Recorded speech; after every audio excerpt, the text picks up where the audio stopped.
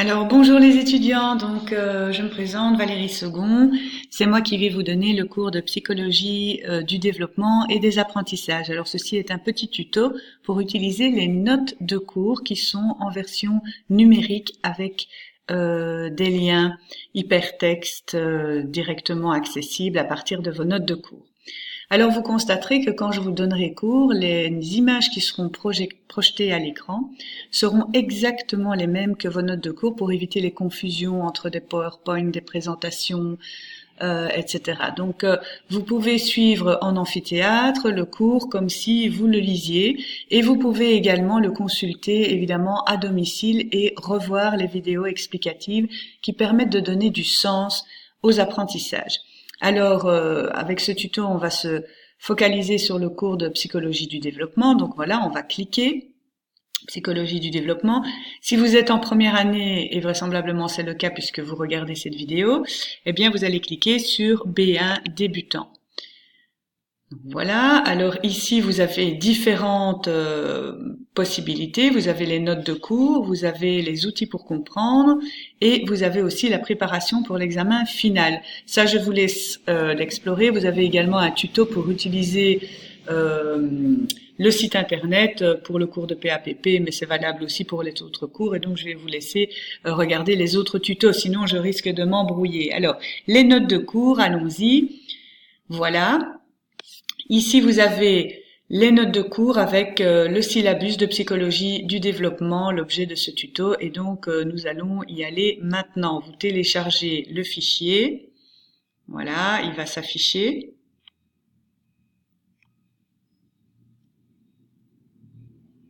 Ça prend quelques minutes pour pouvoir le télécharger. Vous avez normalement sur votre ordinateur une petite information relative à ce téléchargement. Ça prend un peu de temps, c'est un syllabus qui est quand même assez volumineux en termes d'images et de liens hypertextes. Pas tellement en termes de volume, je vous rassure. Le voilà, alors je vais l'ouvrir. Voilà comment ça va se passer sur votre ordinateur. Donc évidemment, vous avez le titre Psychologie du développement débutant. Voilà, ici vous avez une petite introduction, donc pour l'instant il ne se passe encore rien. Vous avez ensuite la table des matières simplifiées qui vous permet d'avoir une structure du cours et voici un premier logo. Alors quand vous explorez mes notes de cours, ce que je vous invite à faire, c'est de passer avec la souris sur les notes et quand la petite main apparaît, c'est qu'il y a un lien hypertexte. Les liens hypertextes qui renvoient vers le site sont mentionnés par ce petit hibou qui vous regarde. Vous comprendrez pourquoi la symbolique avec ses lunettes, je vous l'expliquerai au cours, c'est une petite surprise. Ensuite, vous avez une feuille de route que je vous conseille d'imprimer et qui vous servira de base pour structurer vos connaissances au moment où vous écouterez mon cours. Donc, je le répète souvent, il est totalement inutile d'écrire tout ce que je dis, mais parce que c'est déjà écrit dans les notes de cours, ce que vous devez faire, c'est d'abord essayer de comprendre le cours et de structurer les connaissances dans votre mémoire. Alors pour ça, rien de tel que de partir d'une vue générale et de zoomer sur les détails au fur et à mesure. Alors vous allez voir, il y a des codes couleurs qui renvoient vers les chapitres. Chaque chapitre a son code couleur. Et quand vous avez un code couleur différent, comme par exemple ici, c'est parce qu'il y a un lien avec un autre chapitre qu'il y a à faire. Alors, il y a plus de liens que ceux que je vous propose ici en note de base à faire. Et donc, ce que je vous demande de faire, c'est de prendre cette feuille, vous m'écoutez, et vous faites des flèches entre les éléments. Pourquoi? Parce que à l'examen, je vais vous demander un test de connaissance, mais surtout de compréhension à partir de vos connaissances. Donc, non seulement vous devez connaître toutes les définitions du cours, les mots, ce qu'ils veulent dire, ce qu'ils représentent, les auteurs, qui a dit quoi, mais en plus, vous devez comprendre, puisque moi, à l'examen, je vais vous poser des questions et vous allez devoir, dans des choix multiples, identifier tous les éléments qui parlent, par exemple, de cette partie-ci. Donc voilà. Si vous étudiez le cours de manière linéaire en faisant une synthèse et en l'étudiant par cœur, vous ne réussirez pas cet examen. Donc il est très important de structurer vos connaissances à l'aide de cartes conceptuelles.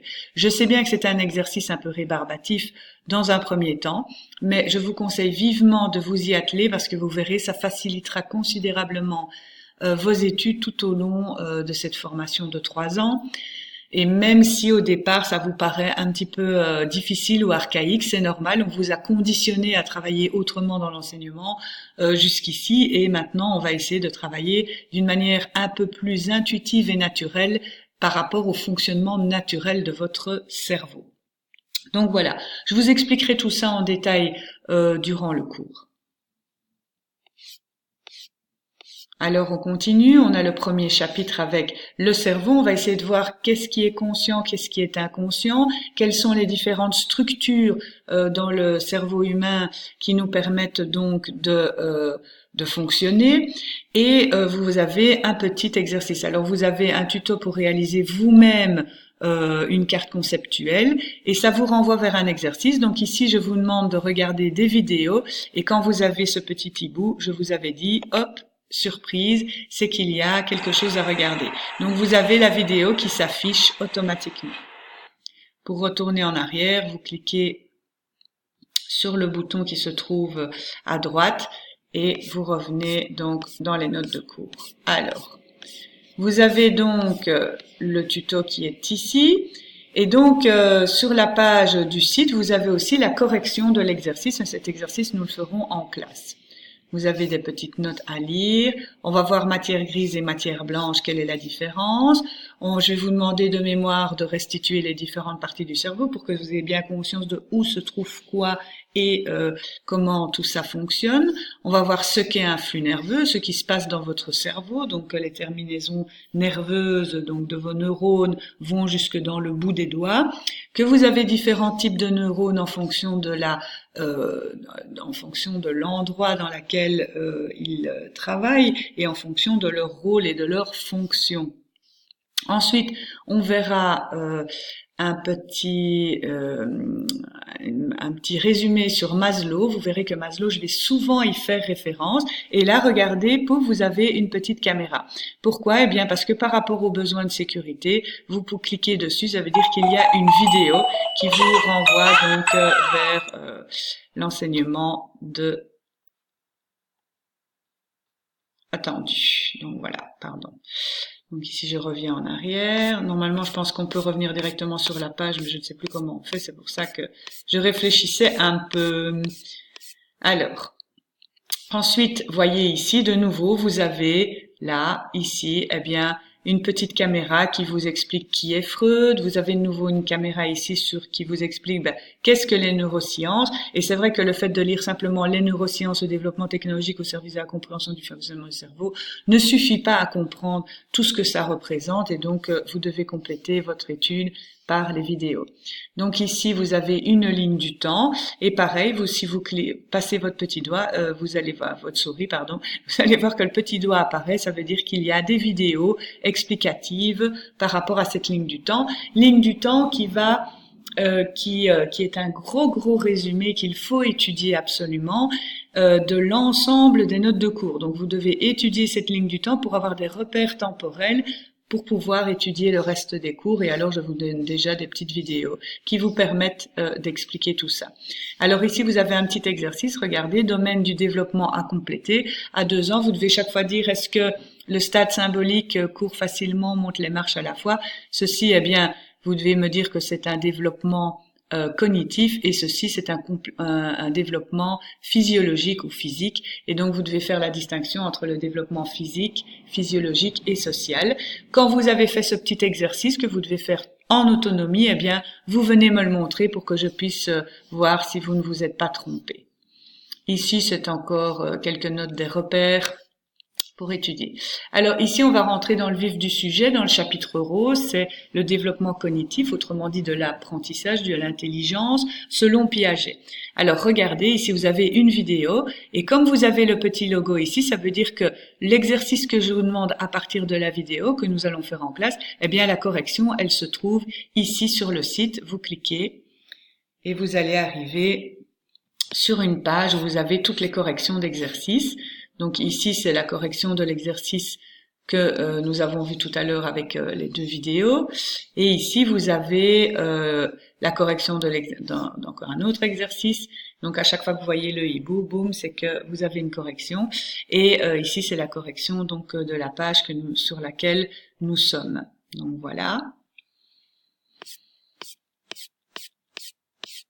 Je suppose que là, vous commencez à comprendre. Voyez, cette page-ci est très fournie. Vous avez de nouveau ici, entraînez-vous régulièrement à reconstruire la matière. Vous avez une vidéo qui vous permet de synthétiser la matière. Donc, au fur et à mesure que vous avancez, je vous demande de travailler avec cet outil-là. C'est une carte conceptuelle animée que j'ai faite.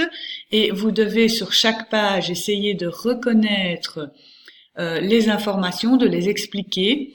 Par exemple, vous avez période sensorimotrice, période du développement de l'intelligence selon Piaget de 0 à 2 ans, et vous devez expliquer cette vidéo. Alors, quand toute la synthèse sera finie, ou chapitre par chapitre à votre convenance, eh bien, vous filmez avec votre smartphone, votre doigt sur la vidéo qui explique, et vous m'expliquez les choses. Vous venez ensuite me montrer cette vidéo, ce qui me permettra, on va aller la voir ensemble, ce qui me permettra de faire une analyse de vos erreurs et de votre compréhension. Voilà, je vais couper le son. Donc voici par exemple la vidéo, voilà, sur la première partie. Voilà. Alors là, vous mettez sur pause et puis vous vous dites, alors réflexe archaïque selon les médecins, qu'est-ce qu'il y a? Ben, il y a le réflexe de succion, le réflexe de fouissement, le réflexe de Moreau, etc.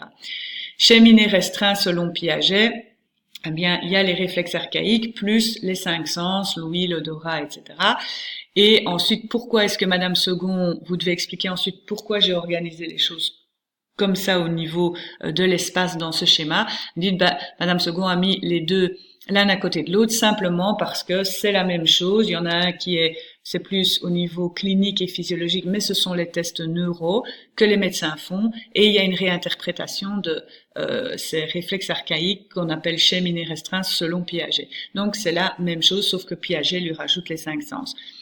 Le processus de développement de l'intelligence s'appelle l'assimilation et l'accommodation, et ça se passe eh bien dans une interaction constante entre les objets et l'environnement et la construction de schèmes. Qu'est-ce qu'un schème? C'est une représentation mentale, c'est un chemin neuronal dans le cerveau, etc., etc. Donc voilà, cette vidéo, vous devez travailler avec, vous devez vous entraîner à reconstruire l'information de mémoire. Vous pouvez le faire à plusieurs ou tout seul, et ça va vous permettre vraiment d'étudier au fur et à mesure du cours. Et si en plus vous m'envoyez, eh bien, cet exercice filmé avec votre smartphone, pas vous filmer vous-même, hein, mais l'écran avec votre doigt qui me montre les éléments et qui me les explique, eh bien ça me permettra en plus de faire une analyse de votre compréhension et de rectifier votre approche du cours. C'est la meilleure façon pour réussir cet examen. Les élèves qui font cet exercice réussissent tous mon examen sans problème. Donc voilà, je vous conseille de le faire. Bon, c'est une façon d'étudier qui est un peu différente de je viens au cours, je m'assieds, j'écoute, j'écris tout ce que le prof dit, je fais une synthèse chez moi et puis je l'étudie par cœur. Je suis bien d'accord, mais malheureusement, si vous étudiez par cœur mon cours, vous ne le comprendrez pas comme je l'attends et vous n'aurez pas cette capacité d'analyse à grande échelle en fonction des notions théoriques qui vous sont enseignées, et donc vous ne saurez pas utiliser ces connaissances sur le terrain, et ça vraiment ça me pose problème, d'où le développement de toutes ces techniques qui sont vraiment fondées sur des approches théoriques en neurosciences, en neuropédagogie, qui sont vraiment toutes récentes. Donc je vous conseille de me suivre sur ce terrain-là, même si ça vous paraît fastidieux et un petit peu compliqué. Donc voilà, je pense que vous avez compris le principe. Donc chaque fois que vous avez le petit logo avec le hibou, c'est qu'il y a un lien vers une correction d'exercice ou autre. Donc ici on va le revoir vite fait. Donc voilà, ici vous avez un lien vers la vidéo et aussi vers la correction de l'exercice. Donc voilà, vous en avez. Alors quand vous avez le petit logo avec l'amphithéâtre, c'est que c'est un cours qui se donne en amphithéâtre. Regardez ici, vous avez de nouveau le petit hibou là. Donc qui vous dit quoi? Qui vous dit allez vite sur le site parce qu'il y a la correction de cet exercice en ligne. Donc voilà. Et quand vous avez le petit appareil ici, c'est que c'est simplement une vidéo qui vous aide à comprendre, mais c'est pas forcément une vidéo avec un exercice. donc le hibou exercice et correction et feedback, et petite caméra, simplement une petite vidéo pour vous aider à comprendre. Voilà, je vous souhaite à tous un excellent travail et une bonne journée.